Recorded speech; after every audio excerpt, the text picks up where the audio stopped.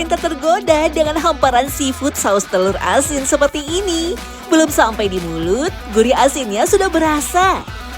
Menyebut telur asin, pastinya pikiran kita langsung tertuju pada satu daerah di Jawa Tengah yang terkenal dengan telur asinnya. Yes, benar banget, Brebes. Tekstur dan rasa khas telur asin Brebes berbeda dengan telur produksi daerah lain. Masir atau berbutir-butir halus seperti pasir, gurih, serta tidak amis. Lalu, seperti apa sih rahasia mengolah telur asin khas Brebes?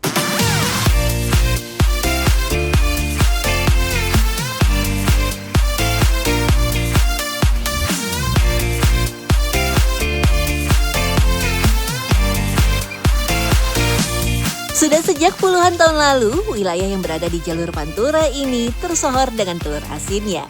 Menjadi penghasil telur asin terbesar di Indonesia, Brebes dijuluki kota telur asin. Faktanya, menjelang lebaran tahun lalu, wilayah Brebes, Jawa Tengah bisa menghasilkan 300.000 lebih butir telur asin dalam sehari. Industri telur asin di Brebes didukung oleh banyaknya produsen telur asin dari berbagai skala, mulai dari rumah tangga hingga perusahaan besar. Proses mengolah telur asin dimulai dari mensortir telur asin yang layak diproduksi atau tidak. Dengan cara ini cukup unik, cara Iya, ini ditetekin. Tetekin namanya. Ya, namanya tetekin. Itu apa suaranya yang beda yang bisa diolah sama yang enggak tuh? Apa suaranya tuh seperti apa, Bu? Ini kalau yang masih utuh, ini suaranya bening, melengking begini. Tik tik tik tik tik tik. Ada suara ya. Coba saya coba, Ibu ya. Tapi kalau yang pecah, ini suaranya udah beda. Agak Oh iya, agak mendep gitu ya suaranya ya. Iya. Telur bebek didatangkan dari peternak lokal. Untuk membuat telur asin, digunakan telur bebek yang berasal dari bebek usia 6 bulan ke atas, karena bebek dengan usia ini akan menghasilkan telur yang lebih besar. Ada tekniknya untuk memilih telur bebek yang bagus untuk dijadikan telur asin. Kalau telur direndam air, akan tenggelam alias tidak mengapung tuh. Setelah disortir, telur bebek dimasukkan ke dalam adonan pengasinan yang terbuat dari tanah ladon, tanah liat yang mudah dibentuk dan menempel tapi tidak mudah retak saat kering. Lalu air, garam, dan abu gosok. Tanah ladon tuh apa tuh, Bu? Tanah ladon itu diambil dari sungai Kali Pemali yang ada di Brebes. Oh, itu. Itu yang dekatnya alun-alun. Oh. Itu di situ. Oh, itu pakai tanah itu. Itu Iya. fungsinya supaya apa, Bu, ini? Ini fungsinya buat supaya bisa menempel ke telurnya. Oh. Kalau pakai pasir laut itu nggak bisa. Nggak bisa? Ya, karena nanti lepas, ngepiar gitu ya. Iya. Kalau pasir laut. Biasanya belinya ngambil sendiri apa beli atau gimana, Bu? Beli. Oh, beli. Iya. Per apa tuh? Per mobil pick up itu, satu mobil pick up. Untuk perbandingannya ini 2:1. Misalnya tanah ladonnya 2 ember, berarti garamnya 1 ember. Abu gosok dimasukkan paling terakhir setelah telur dimasukkan ke dalam adonan tanah ladon dan garam. Fungsinya sebagai pengawet alami dan media peresapan garam. Selain itu, pemberian abu gosok memudahkan tanah yang sangat melekat pada kulit telurnya terlepas, apalagi jika terkena air. Oh iya, adonan dalam 1 ember ini mampu menampung 3.000 telur bebek loh. Setelah telur bebek dimasukkan ke dalam adonan pengasinan, direndam dan didiamkan selama 15 hari. Tujuannya agar proses pengasinan meresap secara sempurna. Karena jika lebih dari 15 hari, telur bebek nantinya akan terlalu asin, kan nggak enak pastinya. Nah, telur-telur yang sudah didiamkan selama 15 hari harus dicuci bersih dan sekaligus disortir kembali. Menariknya nih, proses pengecekan telur asin di tahap ini dilakukan secara manual dan menggunakan feeling aja loh secret lovers. Hanya dikeker pakai mata, bukan teropong beneran ya. Emang harus di gini, Bu? Iya. Itu ngecek apa tuh? Supaya tahu sih ini, oh ini hitam. Iya. Oh, nggak bisa dikonsumsi ya? Bisa dikonsumsi? Iya, nggak bisa. Busuk ya? Iya. Jadi habis ibaratnya diemin selama 15 hari diasinkan nih, pas mau dicuci itu ada yang busuk, bisa jadi busuk ya gitu ya. Akhirnya warna hitam. Bukan pecah berarti, Bu? Bukan. Oh, bukan. Saya keker-keker deh. Bersih sih ini ya. Oke. Setelah dicuci bersih dan disortir kembali, selanjutnya telur bebek direbus dalam dandang selama kurang lebih 4 jam. Satu dandang bisa menampung sekitar 1000 butir telur asin. Nah, saat hendak direbus, telur-telur yang sudah maksimal rasa asinnya dan level masirnya akan terapung di dalam panci. Telur-telur inilah yang berada di level tertinggi kenikmatan telur asin Brebes. Jika dibuka, dipastikan kenikmatannya tiada tara.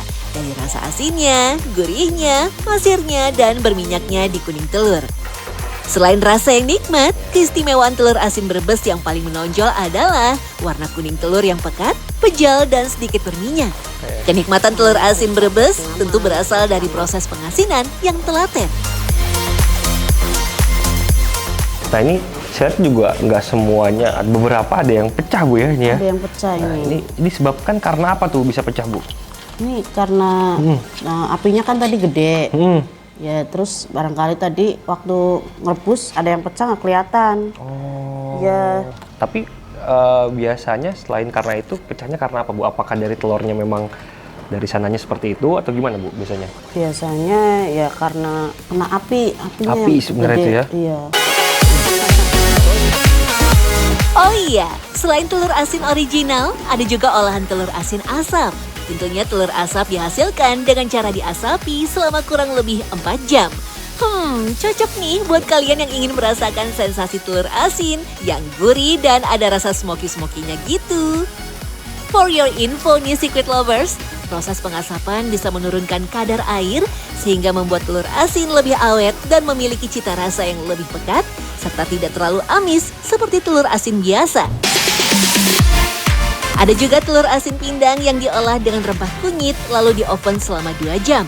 Telur asin pindang memiliki tekstur putih telur yang lebih kering dibanding telur yang direbus hanya dengan air. Rasa telurnya pun cenderung lebih berbumbu.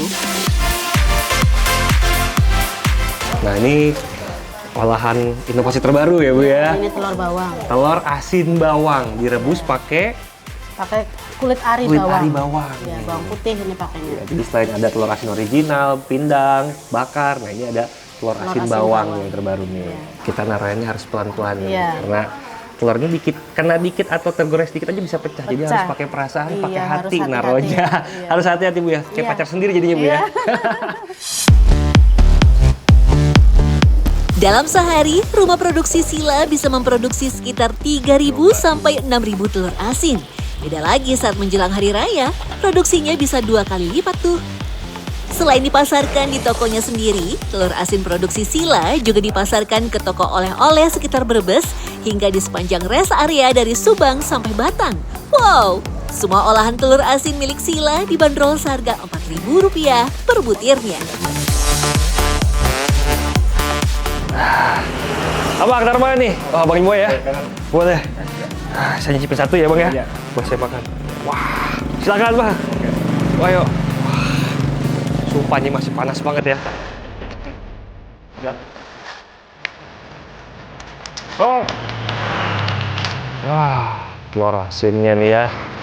Saya pakai tisu karena agak kuat nih, karena panas banget baru mateng. Cobain ya. Bismillahirrahmanirrahim.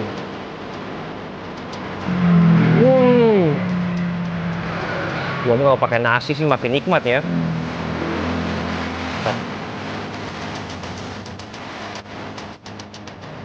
Wah,